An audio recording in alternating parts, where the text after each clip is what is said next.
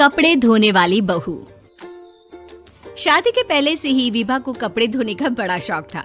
कभी नल के नीचे तो कभी तालाब के पास। अरे मेरी नीली वाली लुंगी नहीं दिख रही है। विभा की अम्मा, कहाँ रखी है लुंगी? अरे वो तो विभा ने परसों ही धोकर रखी थी आपकी अलमारी में। देखो वहीं होगी। वो ना मैंने आज धो दी, मुझे लगा कि गंदी हो गई होगी। अरे कैसे गंदी हो गई थी? उसे तो मैंने पहना भी नहीं। हे भगवान, इस लड़की के कपड़े धोने की आदत से परेशान हो गया हूँ मैं। जितना तो घर में राशन नहीं आता, उससे कहीं ज्यादा डिटर्जेंट पाउडर का खर्चा है। इसकी शादी करवा दो, शादी। जाए अपने घर में ही करे काम, फिर चाहे घर के कपड़े धोने हो या पूरे गांव के। हाँ ठीक बोल रही हूँ, देखता हूँ मैं कोई लड़का। वो दिन भी आ जाता है जब विभा को देखने लड़के वाले आ जाते हैं। लड़की मुझे अच्छी लगी। होने वाली सास कहती है, बेटी अगर कुछ पूछना है तो पूछ लो। वैसे तो हमारी लड़की बहुत ही शर्मीली है, जो बोल दो वो मान लेती है, इसे क्या पूछना होगा। अरे कैसी बात कर रही हो माँ, मुझे इन लोगों के घर रहना है, सवाल तो कई है। हाँ हाँ बेटा, पूछ लो ना, क्या पूछना है।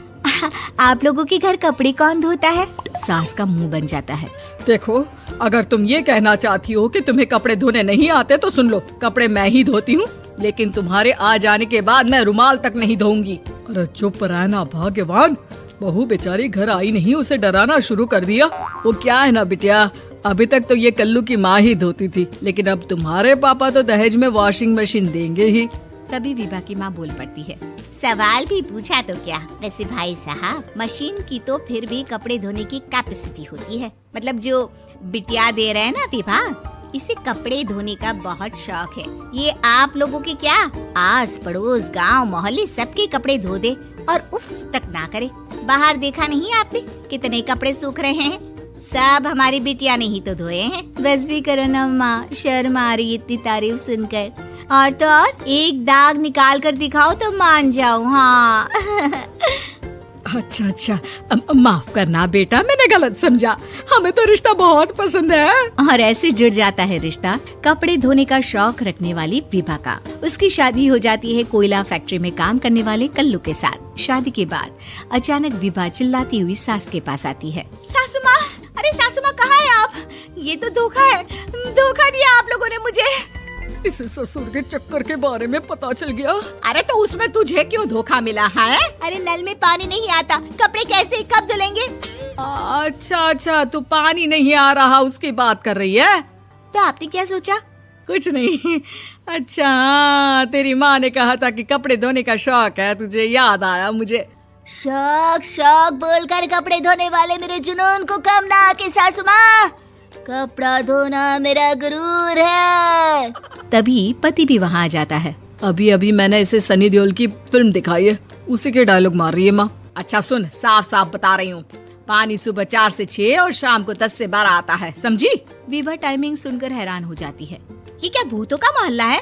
सुबह 4 बजे उठकर कौन कपड़े धोता है? 4 बजे टंकी में पानी जाता है, फिर सारा दिन धोना ना, किसने मना किया? अरे कैसी बात कर रही हैं? 200 लीटर की टंकी में कितने कपड़े धो लूंगी मैं? सुबह ही उठ जाऊंगी मैं। अब क्या था, विभा सुबह 4 से लेकर रात के 12 बजे तक कपड़े ही धोती रहती। एक रोज सास पड़ोस से निकलकर कहीं जा रही होती है कि साथ वाली कहती है, हाँ कल्लू की माँ, जरा ये बताओ कि 2 साड़ी है, 2 ब्लाउज और एक पेटीकोट और एक नाड़े वाला लंबा कच्छा। हाँ तो? अरे तो क्या, कितना लोगी धुलाई ये बताओ। धोबन दिख रहे हैं हम क्या? हमारे पति सरकारी नौकरी से अभी रिटायर हुए हैं और बेटा सुपरवाइजर है कोयला फैक्ट्री में। धोबन समझ रखा है हमें? हाय रे कल्लू की अम्मा, माफ कर दो, वो तो मोहल्ले में यही सब बता रहे थे कि तुमने बहू को कपड़ा धुलवाने के काम में लगा दिया है। सास को पड़ोसन की बात सुनकर गुस्सा आ जाता है। वो घर पहुंचती है जहां घर के बाहर ही इतने सारे कपड़े सूख रहे होते हैं जितने कि किसी धोबन के घर पर। अरे ओ कल्लू की दुल्हन, बाहर निकल। माँ जी यहीं आ जाओ, बाथरूम में चादर धो रहे हैं हम। अरे अभी हम धोते हैं, तुमको बाहर निकलो। ये आस पड़ोस वाले बोल रहे हैं कि हम बहू से कपड़े धुलवा कर उसे कपड़ा धोने वाली बना दिए हैं। अरे छोड़ो ना माँ जी, किन लोगों की बातों में आती हो? आस पास के लोगों का तो काम ही होता है कि वो किसी तरह सास बहू को लड़ा दे। बहू सारे घर के कपड़े धोती है, ये क्या कम है? बोलिए। सास को भी लग जाता है कि वो बहू का ये सनकीपन नहीं छुड़वा सकती, इससे अच्छा है कि खुद ही चुप हो जाए।